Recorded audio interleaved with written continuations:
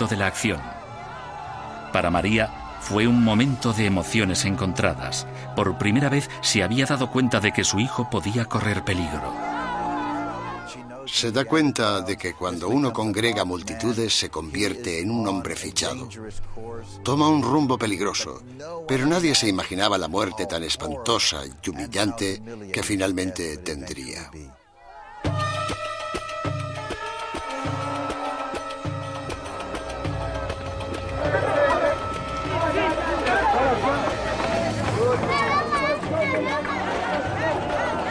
Según los evangelios, Jesús se abrió camino inmediatamente hacia el templo y se enfureció por lo que vio allí. Jesús se disgustó muchísimo al ver que en un lugar sagrado se estaban llevando a cabo actividades profanas y seglares como el cambio de dinero.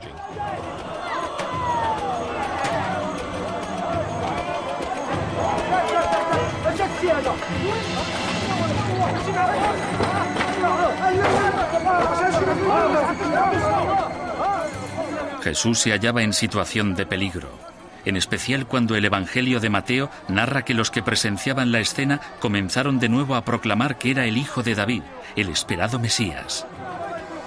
Las versiones de los evangelios dan la impresión de que la familia de Jesús no participó en el enfrentamiento. Pero según algunos expertos, Jesús no actuaba solo. Le acompañaba alguien muy cercano. Fue un acto muy coordinado y en el que participaron muchísimos seguidores para que Jesús pudiera lograr lo que se describe en los evangelios. De entre todos aquellos seguidores, no hay duda de que el que habría sido más importante para Jesús fue Santiago, su hermano. Y si algunos de los otros hermanos de Jesús fueron también sus discípulos, no es ilógico creer que también se encontraran allí. Habría estado bien que sus hermanos estuvieran con él entre ese grupo que le acompañaba en el templo y que seguramente decía: tienes razón, hermano, eso está mal. Es probable que no solo los hermanos de Jesús le acompañaran en su última semana.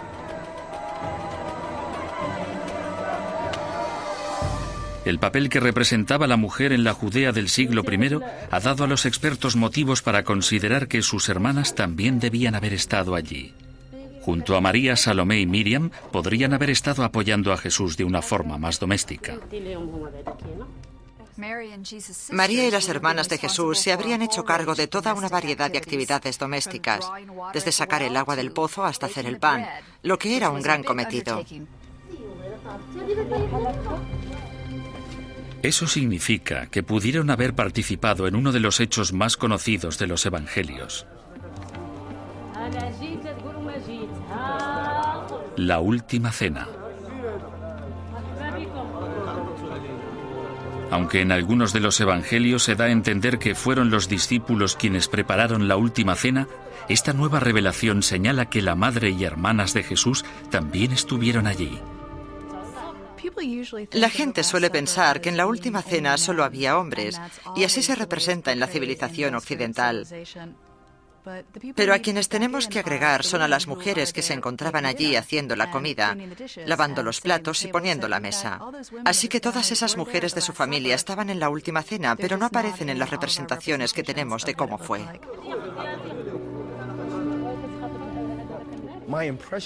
La impresión que tenía de la última cena era que todos eran hombres, Jesús y sus discípulos. Por lo que cuando me enteré de que sus hermanas y su madre también estuvieron allí, me quedé completamente impactado. Para la madre de Jesús, la última cena fue la calma antes de la tempestad. Mientras servía a sus hijos, nada le hizo sospechar que la tragedia estaba cercana. Solo 24 horas separaban a Jesús de la muerte.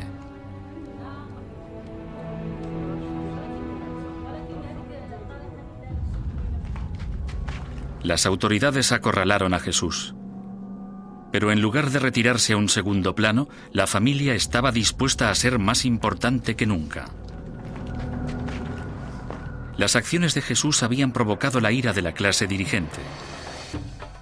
Le arrestaron e inmediatamente le condenaron a morir crucificado. Ninguna madre habría querido escuchar aquella noticia.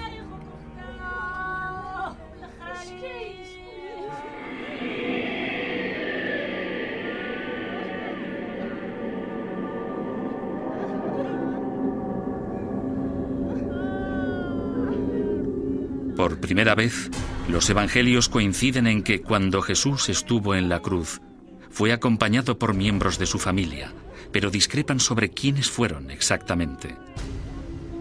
El Evangelio de Juan relata que María fue testigo de la muerte de su hijo. Cualquier padre que pierde a un hijo siente que le han arrancado algo. Y para María debió ser horrible ver cómo habían humillado a su hijo públicamente. Pero es probable que no estuviera sola. Lucas menciona que las mujeres que le siguieron desde Galilea también presenciaron la crucifixión, por lo que hay motivos para suponer que las hermanas de Jesús, Miriam y Salomé, también se encontraran allí.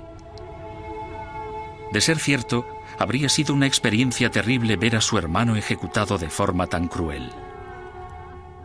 A los pies de la cruz, la familia de Jesús vería al hombre que había sido sometido a las mayores torturas la noche anterior. Vería las heridas, vería a un hombre que había padecido mucho. ¿Lo llegaremos a entender? La familia está sufriendo muchísimo. Pero he aquí la trágica ironía de la historia. Parece ser que las mismas personas que sufrieron más por la muerte de Jesús, su familia, fueron también sin querer responsables de su crucifixión.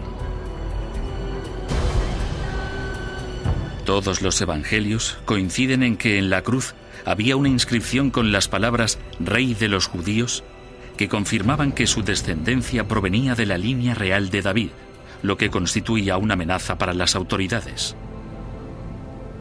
El árbol genealógico de Jesús resultó ser mortal.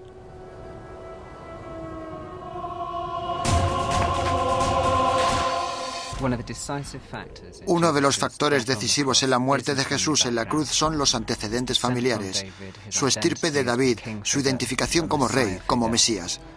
Esto representaba una amenaza para los poderes dirigentes y tenían que detenerle.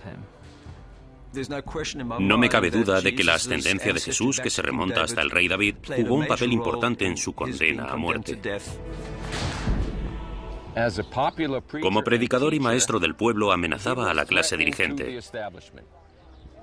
Como maestro del pueblo y descendiente lineal del rey David, amenazaba doblemente porque tenía pretensiones reales.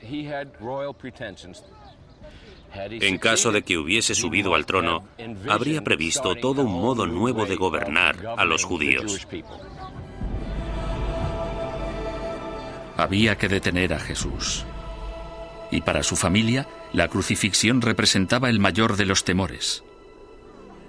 En la historia judía, un Mesías muerto era un fracasado. Se habrían desvanecido todas las esperanzas, y Jesús ya no sería el hijo de David, el Mesías.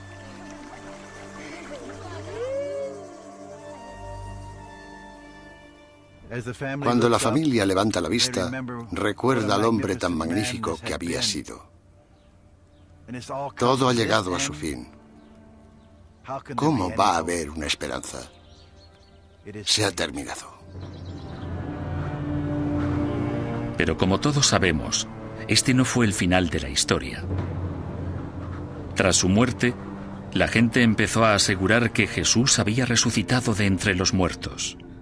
Sin embargo, tal y como descubre Tony, no fue cualquier persona la que presenció la resurrección, fue su familia. La influencia de esta dinastía galilea estaba a punto de cobrar mayor importancia. Tras la crucifixión, sus parientes, desconcertados y desmoralizados, debieron de perder la esperanza de que Jesús fuera realmente el Mesías. Pero los evangelios dicen claramente que la historia no terminó allí. Afirman que lo que sucedió después no cambiaría solo la vida de Jesús, sino todo el curso de la historia.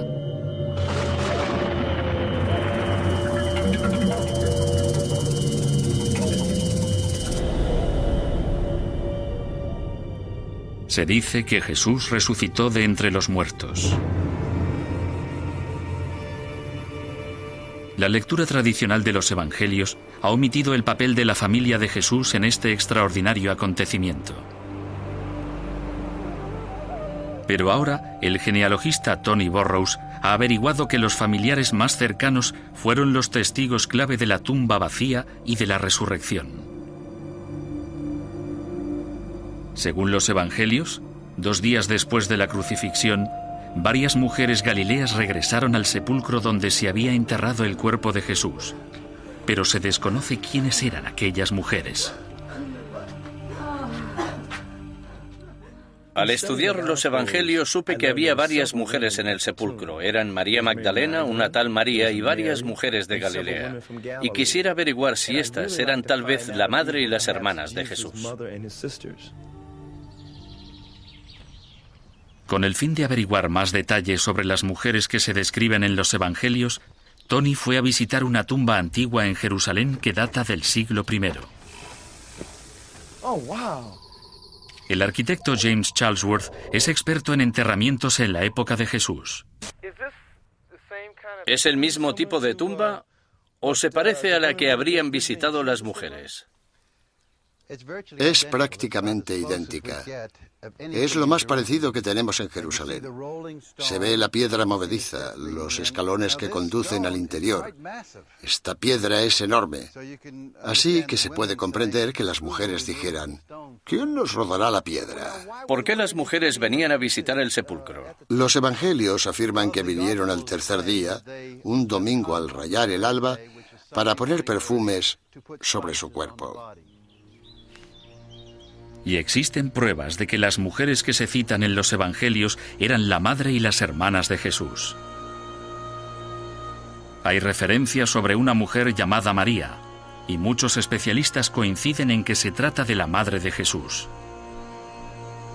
Pero, ¿qué se sabe de sus hermanas Miriam y Salomé? Parece que no hay duda alguna de que María no va sola. Los evangelistas dicen que había mujeres. Bien, ¿y quiénes eran? Lógicamente las hermanas, sus hijas. Ella necesita a sus hijas. Acaba de perder a su hijo. Esto significa que Salomé, Miriam y María estaban a punto de desempeñar un papel fundamental en un acontecimiento que originaría el nacimiento del cristianismo. Cuando llegaron, en lugar de encontrarse con el cuerpo inerte de Jesús, la tumba estaba vacía.